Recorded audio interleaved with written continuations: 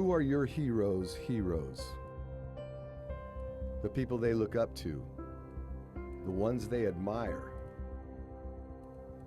Who do they cheer for and show their gratitude towards? He was a gentle giant, the epitome of a SEAL. He was big and boisterous, and that's the way he lived his life. 6'3", 230-pound mountain of a man. More than a Navy SEAL, more than a patriot, Ryan Owens was a friend. It's the kind of guy that would give you the shirt off his back. Made you feel like you're the most important person in the room. Very, very happy guy, always smiling, always laughing. And to Javier and Renee Lopez, he was family. He was actually at my wife and I's wedding. Our wives, they grew up together. That's kind of how Ryan and I got to know each other. He loved life, and he just, and that's the best thing I think I enjoyed about him, is the fact that he made you feel great, and that's what it was. It was never anything other than pure joy coming off the guy. When Javi was traded to the Giants in 2010, Ryan was introduced to a whole new type of family. Most of their deployments were usually in the fall. They'd be back in March, which is right when spring training is, and they would kind of make it a guys trip and have some guys come out and do those things, and they were able to come up to Scottsdale and hang out with us and the guys, and come in the locker room and meet some of the players and the coaches. And obviously coming off of such a high of 2010, they were super excited about it, and we turned a lot of the SEAL guys into Giants fans for sure. But Ryan and his team were the real celebrities. When you walk into a baseball locker room, everybody's a bunch of alpha males, a bunch of tough guys, but when you have the real warriors of this nation, real true patriots come in, you see a lot of guys take a step back.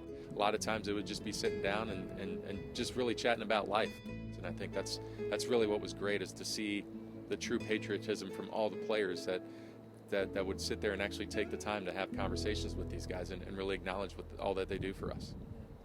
A raid by a Navy SEAL team on an al-Qaeda headquarters in Yemen turned into a gun battle. The Pentagon said that the one commando who was killed is 36-year-old William Ryan Owens of Illinois. A member of our military, a Navy SEAL, Ryan Owens, sacrificed his life to make us safe.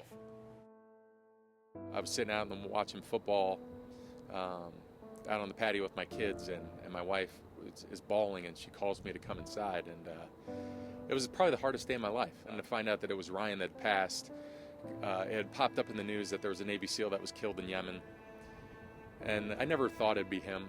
You know, it was I always would worry when he was gone, but I always felt like I'd see him again. You know, we had made retirement plans. I knew I was ending my career, and he was a year and a half away from being retired. You're not supposed to bury friends, and that was a difficult thing. To imagine that a guy that we were making vacation plans and family plans like is now no longer in those plans. You know, my wife and I are the godparents to their youngest, and it was difficult, but it always will be. Ryan Owens, husband, father, soldier, was gone at just 36 years old. It's like no other feeling in the world. You know, you get close to someone like that, and you become friends with them. Ryan went through 12 combat deployments, you know, and that's a rarity for even a SEAL. I'm still not over it yet, and I don't know if I ever will. With a heavy heart, Javi informed his baseball brethren of the tragic news. I don't think I could have made one phone call, let alone 25 phone calls. And Javi sent me a text and said, "Hey, I just want you to know Ryan was the SEAL that passed away." And yeah, I mean, it's like anybody's death. It's especially somebody as young as Ryan was. It's hard. Everyone immediately was, "What can I do to help?" And that's something that I won't forget. I know Corinne has not forgotten. That included Giants president Larry Baer. Larry had reached out to me, and he asked me to ask, basically my wife and I, to ask Corinne to have them come out and throw out the first pitch and try to honor Ryan. And anybody who's ever lost a loved one, it's a process, and your life just changes. It doesn't get any better, it just changes. And so with that being said, I told her that she's in complete control of this situation. Whether you want to do it or don't want to do it, it's okay. We're just here for you. To her, she said, "We'll do it. That's what Ryan would want us to do." But before taking the mound, Ryan's wife, Corinne, addressed the team.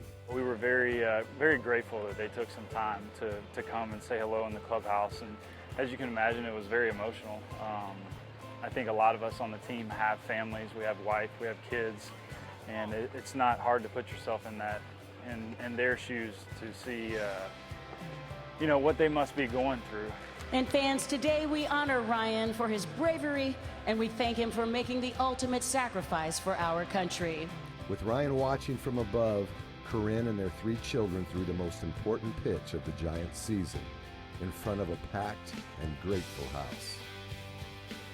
The standing ovation that they got, the love and support that they showed, that's something that, you couldn't draw it up any better. Those things are bigger than baseball, and that's what it was for that opening day. It was a bigger than baseball moment. Who are your heroes? Their fathers and mothers, sons and daughters. They're the men and women who keep this country safe, who put their lives on the line each and every day, and whose sacrifice will never be forgotten. I think it's an important moment to recognize the military, and it's not just those that have passed. It's those that you see in an airport, those that are walking down the street, those that you just see every day. A simple thank you for what they do goes a long way, and I know that from firsthand knowledge, that when these SEALs, when I would tell them thank you, and they're like, no, thank you for the opportunity. I said, no, this is just a chance that I was able to do for you, but what you do for me far outweighs that. When we get a chance to spend time around men and women who do serve our country, those are the ones that we kind of feel like kids. We're looking up to them and just wondering how they do it. How do you sacrifice so much? Ryan's somebody that I'm going to tell my kids about one day when they're old enough, and just so they understand the gravity of what he did, but also what so many men and women across the country go through on a daily basis to allow us to live the way we do.